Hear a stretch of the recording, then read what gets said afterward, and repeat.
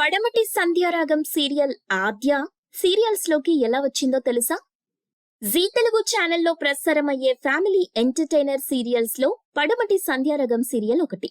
ఈ సీరియల్ క్రమక్రమంగా మంచి రేటింగ్ తో దూసుకుపోతోంది. ఇక ఈ సీరియల్ ఇంత బాగా సక్సెస్ అవ్వడానికి గల కారణం ఆ సీరియల్లో ఉన్న ప్రతి క్యారెక్టర్ ను డైరెక్టర్ చాలా డిఫరెంట్ గా తీర్చిదిద్దటమే. ముఖ్యంగా ఆద్య క్యారెక్టర్ ని డైరెక్టర్ చాలా చలాకీగా, నేటితరం ఫాస్ట్ అమ్మాయిగా వెస్టర్న్ లుక్ లో చూపిస్తూ అందంగా ఉండేలా తీర్చిదిద్దారు. ఇక ఈ పాష్ క్యారెక్టర్ లో చాలా పాష్ గా నటించేస్తున్న ఈ నటి అసలు పేరు ప్రీతి శర్మ. చూడడానికి తెలుగమ్మాయిలా కనిపించే ఈ ప్రీతి శర్మ నిజానికి ఉత్తరప్రదేశ్ రాష్ట్రంలోని లక్నో ప్రాంతానికి చెందిన అమ్మాయి. ఈమె బర్త్డే వచ్చేసి 31 Jan 1999. ప్రీతి శర్మ 2 ఏళ్ల వయసులో ఉన్నప్పుడే తన తండ్రికి పక్షవాతం రావడంతో ప్రీతి తల్లి ప్రీతిని మరియు ప్రీతి తమ్ముడిని పెంచే బాధ్యతలను భుజాన వేసుకుంది.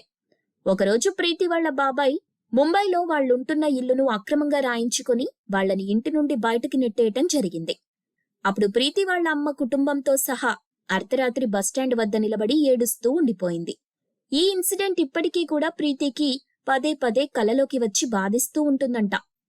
ప్రీతి చిన్నతనంలో టీవీ సీరియల్స్ చూసి అందులో ఉన్న నటులు టీవీలోకి ఎలా వెళ్లారు అనుకునేదంట. ప్రీతి వాళ్ల అమ్మకి సోల్జర్ అనే హిందీ సినిమా బాగా నచ్చడంతో అందులో హీరోయిన్ గా చేసిన ప్రీతి జింటా పేరునే ప్రీతికి పెట్టేసిందంట.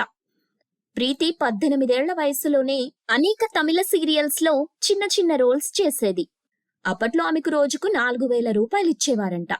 అలా ఆమె తన కెరీర్ మొదట్లో చిన్న చిన్న పాత్రలు చేస్తూ ఉంటూ హీరోయిన్ రాధికతో కలిసి తమిళ్ పిన్ని 2 సీరియల్లో నటించే అవకాశం దక్కించుకుంది.